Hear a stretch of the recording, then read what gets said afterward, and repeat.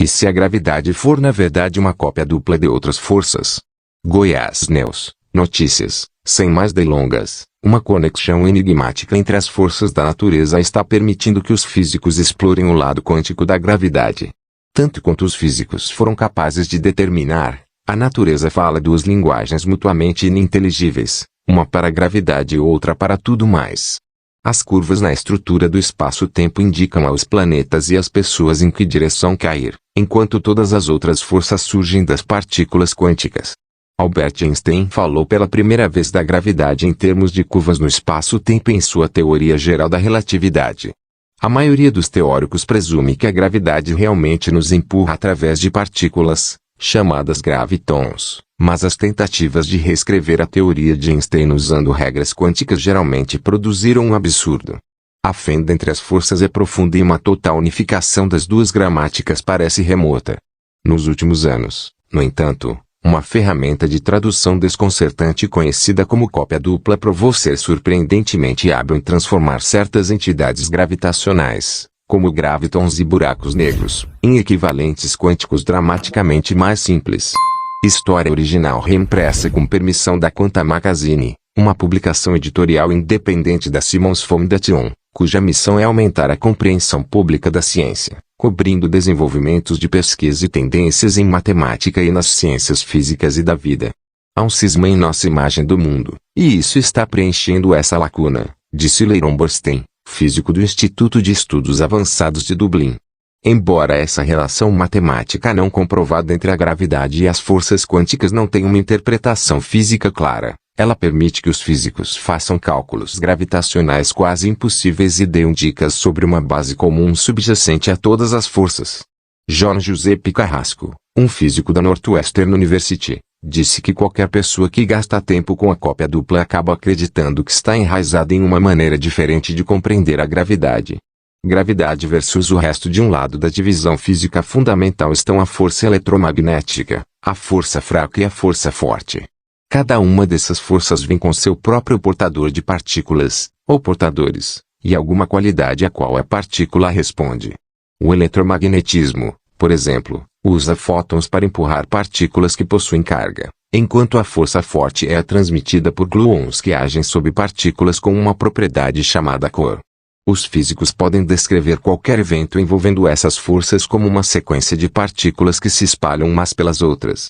O evento pode começar com duas partículas se aproximando e terminar com duas partículas voando para longe. Existem, em princípio, infinitas interações que podem acontecer entre eles. Mas os teóricos aprenderam como fazer previsões assustadoramente precisas, priorizando as sequências mais simples e prováveis. Do outro lado da linha divisória está a gravidade, que se rebela contra esse tipo de tratamento. Os gravitons reagem a si mesmos, gerando equações em loop, como as de Scher. Eles também proliferam com uma promiscuidade que faria um coelho corar. Quando os gravitons se misturam, qualquer número deles pode surgir, complicando o esquema de priorização usado para outras forças. Apenas escrever as fórmulas para questões gravitacionais simples é um trabalho árduo.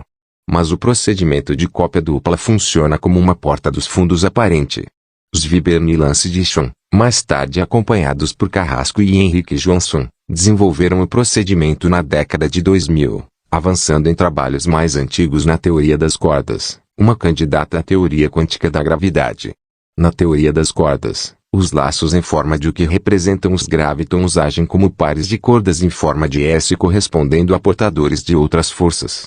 Os pesquisadores descobriram que a relação vale para partículas pontuais também, não apenas para cordas hipotéticas. Na soma de todas as interações possíveis que poderiam acontecer durante um evento de espalhamento de partículas, o termo matemático que representa cada interação se divide em duas partes, da mesma forma que o número C se divide em 2 vezes 3. A primeira parte captura a natureza da força em questão, para a força forte. Esse termo se refere à propriedade chamada cor. O segundo termo expressa o movimento das partículas, a cinemática. Para realizar a cópia dupla, você descarta o termo de cor e o substitui por uma cópia do termo cinemático, transformando 2 vezes 3 em 3 vezes 3. Se 6 descreve o resultado de um evento de força forte, a cópia dupla nos diz esse 9 corresponderá a algum evento de graviton comparável. A cópia dupla tem um calcanhar de Aquiles. Antes de executar o procedimento, os teóricos devem reescrever o termo de cinemática extra em uma forma que se pareça com o termo de core. Essa reformatação é difícil e nem sempre é possível, pois a soma é refinada para incluir interações cada vez mais complicadas. Mas se a cinemática é obrigar, obter o resultado da gravidade é tão fácil quanto mudar 2 vezes 3 para 3 vezes 3. Depois de perceber essa relação, a gravidade vem de graça, disse Boorstin. O procedimento não faz muito sentido físico, pois os gravitons não são literalmente pares de gluons. Mas é um atalho matemático poderoso. Desde o desenvolvimento da cópia dupla, Bern aproveitou o grande desconto do almoço para desafiar a sabedoria convencional de que todas as teorias da gravidade das partículas fornecem respostas infinitas e sem sentido. Bern, Carrasco e outros passaram anos lutando contra uma teoria exótica chamada supergravidade, que equilibra gravitons com partículas parceiras de uma forma matematicamente agradável. Usando a cópia dupla, eles concluíram cálculos de supergravidade cada vez mais precisos. Embora a supergravidade seja simétrica demais para refletir nosso mundo, sua simplicidade torna a maçã mais baixa na árvore das possíveis teorias da gravidade das partículas. Bern e companhia esperam estender seus sucessos computacionais a teorias mais realistas. Vendo dupla em buracos negros encorajado pelo sucesso da cópia dupla em lidar com gravitons, as menores ondulações possíveis no espaço-tempo, Donald Comenius da Universidade de Edimburgo e Ricardo Monteiro e Jesuit da Queen Mary University de Londres a usaram para reimaginar o truque mais extremo no repertório da gravidade. Os buracos negros distorcem o espaço-tempo com intensidade suficiente para capturar a luz, e buracos negros giratórios arrastam o tecido distorcido do espaço-tempo com eles. As equações são super complicadas. Se você olhar as equações para um buraco negro giratório, seus olhos provavelmente sangrarão, disse Comenius. Os pesquisadores dividiram o espaço-tempo deformado do buraco negro em 2 partes, espaço-tempo plano e um termo que representa um forte desvio da planura. Depois, explicou Monteiro, perguntaram-se se o termo de desvio é uma cópia dupla de alguma coisa. Isto é, buracos negros estacionários e giratórios agem como se fossem cópias duplas de partículas carregadas, relatou o grupo em 2014. Você reduz essa coisa complicada a algo incrivelmente simples, disse Comenius. Os buracos negros não são literalmente 2 cópias de elétrons. Mas sua relação matemática está afrouxando o estrangulamento que a teoria da relatividade de Einstein exerce sobre o reino gravitacional. Meu plano mestre secreto é mostrar que você pode computar qualquer coisa usando a cópia dupla que você pode computar com as equações clássicas de Einstein, disse Comenius. Recentemente, os praticantes da cópia dupla entraram na astronomia das ondas gravitacionais, a nova disciplina que detecta objetos e eventos distantes por meio das ondulações que eles provocam no espaço-tempo. Em apenas alguns anos, Bern e seus colegas usaram o atalho para fazer previsões de ondas gravitacionais que já rivalizam com cálculos avançados da relatividade geral. Uma linguagem comum à cópia dupla revelou um lado mais simples e oculto da gravidade, mas mesmo os teóricos que dedicaram suas carreiras a explorar o relacionamento se perguntam de onde vem a simplicidade. Isso está nos dizendo algo importante e primordial ou é algum truque? Disse Carrasco. Os pesquisadores observam que o eletromagnetismo, a força fraca e a força forte seguem diretamente de um tipo específico de simetria, uma mudança que não muda nada no geral, a maneira como girar um quadrado em 90 graus nos dá de volta o mesmo quadrado.